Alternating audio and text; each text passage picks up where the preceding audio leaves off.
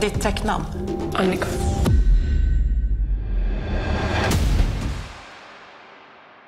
How would you describe Codename Annika for Tele2 Play viewers?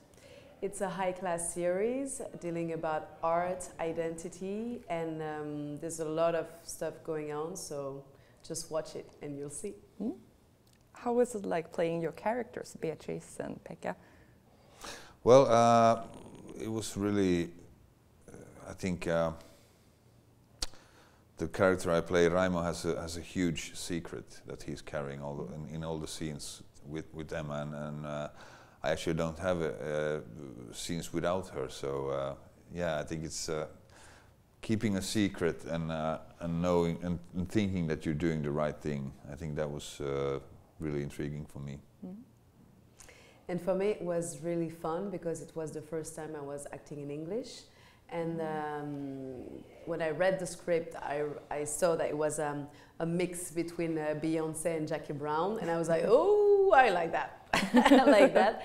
And everything went super well. It was I had such a good time working with all the crew and with Sana particularly, and it was really good. What were the challenges in playing your characters? Go ahead. It was the mystery. The mystery. Yeah. I just learned from Clarisse how you play mysterious. It's, you wait until you answer and you look like this. Right. And once you feel you're going to answer, you wait even longer. Yes. Right? Yes. Yes, I nailed it. Yes. Yeah, that's how you do it. Yeah. Can you tell a little bit more about the collaboration with other actors and with the director? We had a few scenes with Sana, and I think that was really nice with this way of working was that we had a director and a DOP who were like really open to how we're going to do the scenes. So it was basically we're coming to the set and then like, so where would you like to be? And how would you like, what do you think? And then they had maybe a suggestion that one of us would be sort of in that chair, but the other one, then you can move around, and it would be nice if somebody gets up at some point. So it was, at first I felt like, oh, I need to work, really. But it actually started to be quite interesting, and it was because they had enough time and resources to move around stuff, because that's the thing that takes time, and time is money, especially in filming. So I think that was a really nice way to do the scenes. Yeah, and they were really open-minded to suggestions, like he said. For example, I have a scene with another French actor, and it was written in English, and we said, well, no French people will talk to each other in English. That's not happening, never. So we did it in French, and for us it was really nice as well to be able to like really say in our own mother tongue. It was really, really cool. So it was really fun to work with everybody, and really, it's so different from France. It's more square, like everything is like talk. In France, like, oh yeah, we'll do that and that and that. And we're really late. We finish, when you have a schedule, we finish 1 hour, 2 hours after that. Here, or in Sweden or in Finland, it's like, boom, it's done. I was like, oh, that's nice work there. Yeah. I would like to work in France. It sounds like a beautiful place to be. Maybe we're shooting today or maybe tomorrow. That sounds lovely. No, that's not like that. It's just that we do more takes. Like, for example, you can make like 13 takes. So that's a lot. Yeah. But sometimes good stuff happen out of it. Yeah, sometimes not. You do 13, it's really bad. So why do you keep doing it, you know? So. And if you look back, what was your favorite scene to shoot without spoiling too much? I have a favorite scene. Let me just say it, it probably won't open up to the viewers, but for some reason there was something beautiful that morning, and there was something also about the scene that I didn't know how it's going to end up, but I really like doing it. It happens on the beach. Okay.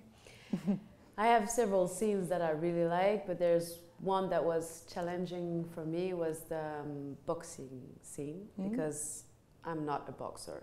And when I read the script, I was like, she's a good boxer. Oh, that's not me. So it was really fun because we had a coach and we did the whole choreography. But acting and boxing, that's quite difficult. But at the end, it was really fun, and I think the scene is quite cool. How did you prepare yourselves before your roles? I didn't prepare too much. I think there's a possibility to make a mistake that you start to play a police officer, and there's no such thing as a police officer. There's only someone being a police officer. So the thing I did was I started to think that what kind of person is he? And he's sort of a loner, and for some reason he's stuck in time.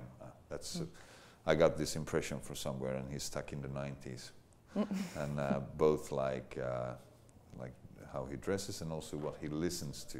So it's not gonna, these things might or might not show sort of or open up to the viewer, but I think that's sort of the spine of the character. And when you have a strong spine, then you can be very gentle with what you're doing.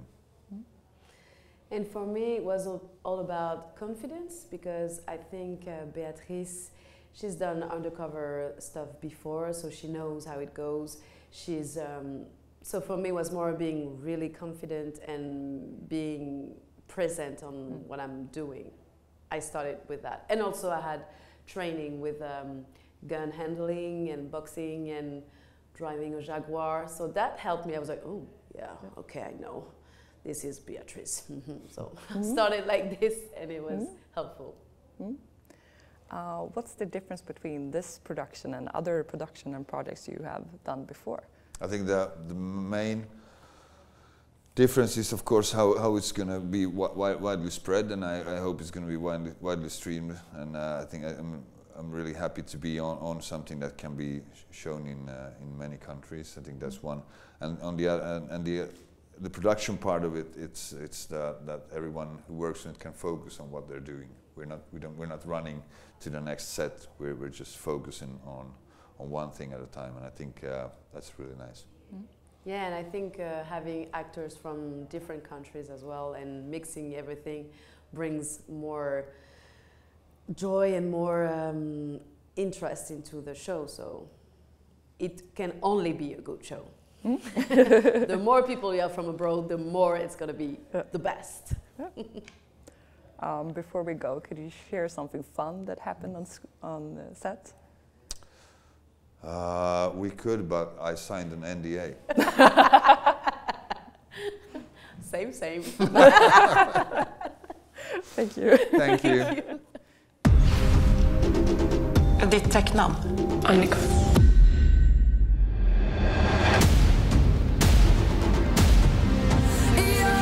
Hej Tele2, mitt namn är Ardalan Esmaili och jag spelar Rasmus i nya serien Kodnamn Annika.